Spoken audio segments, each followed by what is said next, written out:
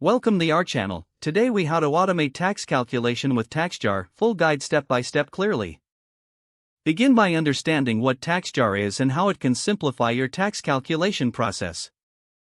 Visit the TaxJar website and sign up for an account. Choose the plan that best fits your business needs. Once you've created your account, log into the dashboard. Familiarize yourself with the interface to ensure smooth navigation.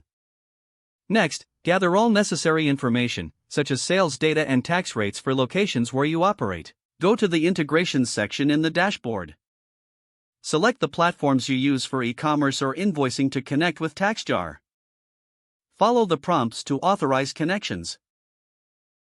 After integrating your e-commerce platform, import your sales transactions.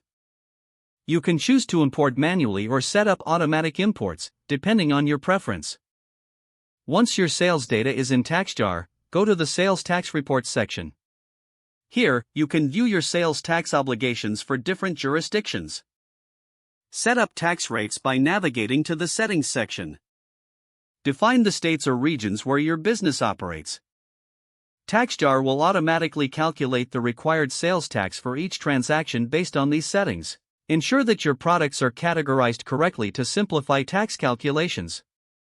Check for any tax exemptions that may apply to your business.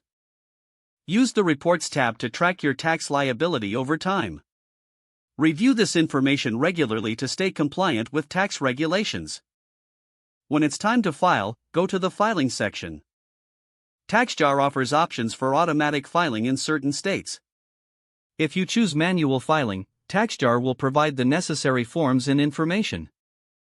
Export your reports to streamline the filing process.